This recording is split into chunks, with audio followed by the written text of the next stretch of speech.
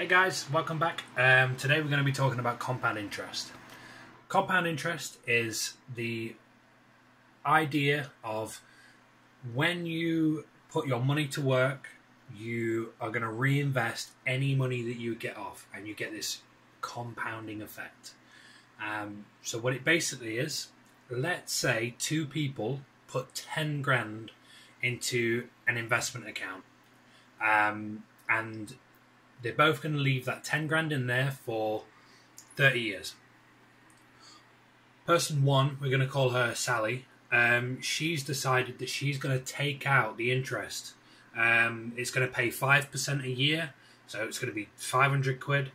That's going to be paid out, and she's going to take that money out every time it gets paid, and she's going to spend that money.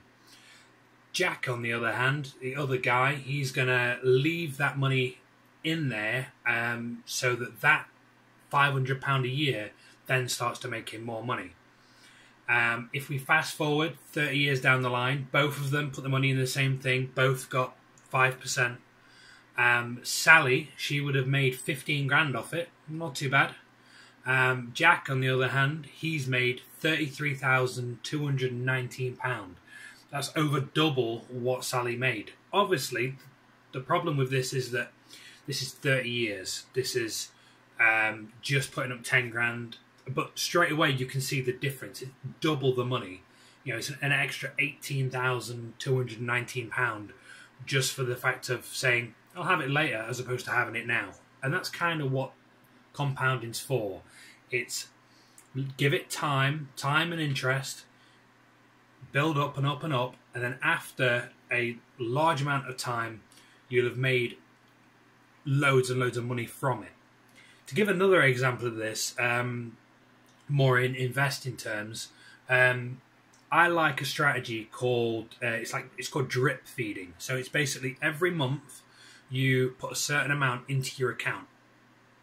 Now, I've bought mutual funds, indexes, bonds, and stuff like that have averaged 12% over the past 5-10 years. So I'm fairly confident that I'll get a 12% rate of return.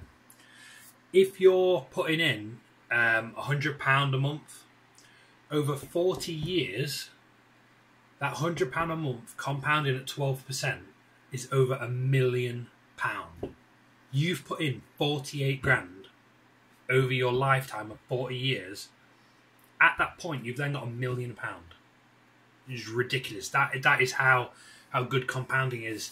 A decent rate, you know, and 12% is okay. Like an average investor should get 12% because that's what the market does over any 10-year period. But we'll go more into that into another episode. So the idea is there's two ways you can deal with your money that you get. You can have, when it gets paid, you can take it out and spend it, which is fair enough. You know, if you need that money, use it. But if your idea is to build wealth and to become financially free, you're going to have to leave that money in there and let that money make more money for you. I hope you've enjoyed this video. If so, give it a like, subscribe, and if you've got any more questions, drop a comment below. Peace.